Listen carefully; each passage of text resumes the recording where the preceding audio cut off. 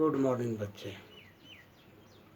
आप लोग को मैं आज अलंकार पढ़ा रहा हूँ। आप लोग को लेसन 7 में रहीम के दोहावली में अलंकार आया था ना। मैंने यमक अलंकार अश्लेष अलंकार का बात किया था उसमें, तो मैंने सोचा कि अलंकार पढ़ा दूँ ताकि आप लोग को काफ़ी समझ में आ जाए। तो अलंकार क्या है बच्चे? अलंकार क्या है आपको समझना है। मैं अब बोलूँगा अलंकार क्या है तो आप लोग समझेंगे इस बात को कि अलंकार क्या है। इसको अंग्रेजी में कहते हैं फिगर ऑफ स्पीच। क्या कहते हैं अंग्रेजी में? Figure of speech. तो अलंकार का अर्थ सौंदर्य की वृद्धि करने वाला होता है। अलंकार का अर्थ सौंदर्य की वृद्धि करने वाला होता है। जिस प्रकार आभूषणों को धारण कर नारियों के सौंदर्य में वृद्धि हो जाती है, उसी तरह कवि अपनी रचनाओं में अलंकारों का प्रयोग करके काव्य सौंदर्य में वृद्धि करते हैं। अलंकारों से काव्य में विशेष चमत्कार उत्पन्न होता है। रीति कालीन के कवि केशव जी के अनुसार उनका कहना है, भूषण बिनु न विराज कविता बनिता भित। उनका कहना क्या है? भूषण बिनु न विराज कविता बनिता भित। अर्थात हे मित्र, आभूषण अलंकार के बिना कविता रूपी नारी शोभा नहीं पाती। क्या बोले? भूषण बिनु न विराज कविता, यानी कविता रूपी नारी शोभा नहीं पाती है। बनिता भित। हे मित्र, हे मित्र, आभूषण अर्थात अलंकार के बिना कविता रूपी नारी शोभा नहीं पाती। तो परिभाषा क्या इसका हुआ? संस्कृत में है, काव्ये शोभाकरान धर्मान अलंकारान प्रचक्षते। संस्कृत में बोला गया है, काव्य शोभाकरान धर्मान अलंकारान प्रचक्षते। इसका हिंदी होता है, अर्थात काव्य के सौंदर्य को बढ़ाने वाले तत्व अलंकार कहलाते हैं। काव्य के सौंदर्य को बढ़ाने वाले तत्व अलंकार कहलाते हैं। अलंकार के दो भेद होते हैं। अलंकार के दो भेद होते हैं। पहला शब्दालंकार, दूसरा अर्थालंकार। पहला शब्दालंकार और दूसरा अर्थालंकार। शब्दालंकार का मतलब क्या होता है? यह परिभाषा का है। शब्द का अलंकार, शब्द से सुशोभित होना। जहाँ शब्दों के कारण कविता में सौंदर्य उत्पन्न होता है, जहाँ पर कविता के कारण कविता में सौंदर्य उत्पन्न होता है, वहाँ शब्दालंकार होता है। अर्थालंकार, जहाँ अर्थ के कारण काव्य में सौंदर्य एवं चमत्कार उत्पन्न होता है, वहाँ अर्थालंकार होता है। तो जहाँ शब्दों के कारण कविता में सौंदर्य उत्पन्न होता है, कविता में सौंदर्य उत्पन्न होता है शब्दों के कारण। मैया मोरी मैं नहीं माखन खायो, ये शब्दालंकार हैं। इसके अलावे और भी है, कनक कनक ते 100 गुनी मादकता अधिकाई, या खाए बौराए नरबा पाए बौराई। इस सब में अलंकार है, शब्दालंकार है इसमें। तो इन सभी शब्दालंकार में ये शब्दालंकार का परिभाषा हो गया और उसका मैंने उदाहरण आपको दिया। अर्थालंकार जहाँ अर्थ के कारण काव्य में सौंदर्य एवं चमत्कार उत्पन्न होता है वहाँ अर्थालंकार होता है। तो बच्चे आप लोग समझ रहे होंगे बात को। यदि नहीं समझते हैं अलंकार तो हमसे पूछेंगे आप। अब जैसे आप अर्थालंकार में मैं आपको एगो बता रहा हूँ उदाहरण।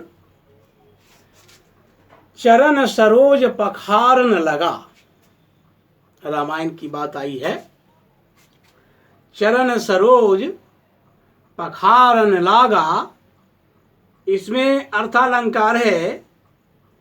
और अर्थालंकार में यहाँ पर जो चरण और सरोज है में एक रूपता दिखाई दे रही है। तो यहाँ पर सरोज किसको कहा गया?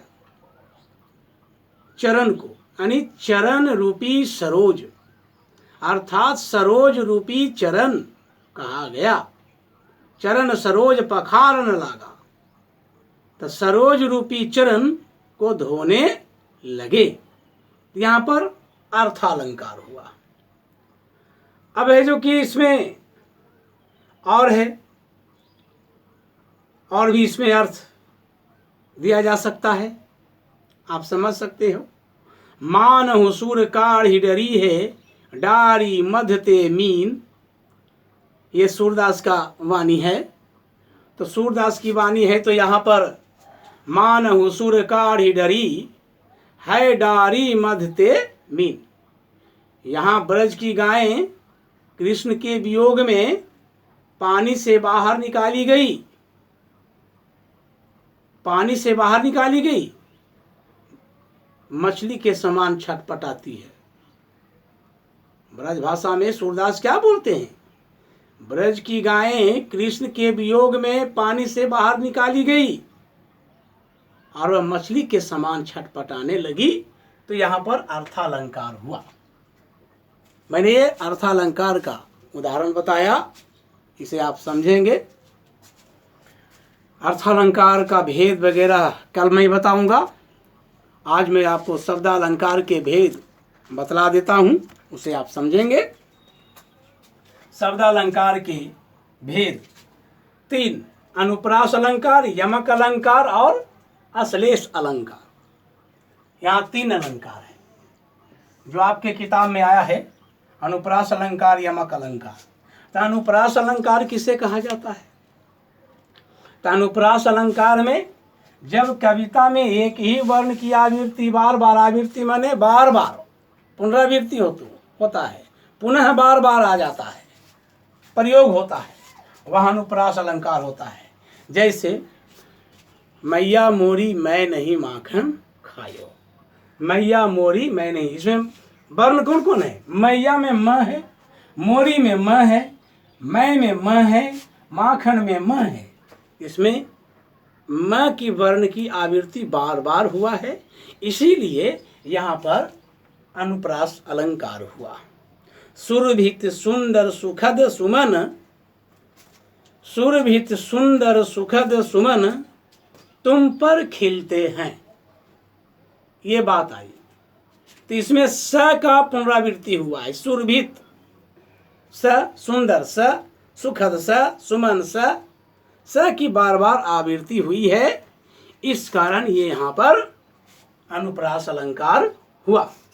यमक अलंकार, जब एक ही शब्द एक से अधिक बार आए और हर बार उस शब्द का अर्थ अलग अलग हो, जब एक ही शब्द एक से अधिक बार आए और हर बार उस शब्द का अर्थ अलग अलग हो, वहाँ यमक अलंकार होता है, वहाँ यमक अलंकार होता है। जब एक ही शब्द एक से अधिक बार आए और हर बार उस शब्द का अर्थ अलग अलग हो, वहाँ क्या होता है? यमक अलंकार होता है।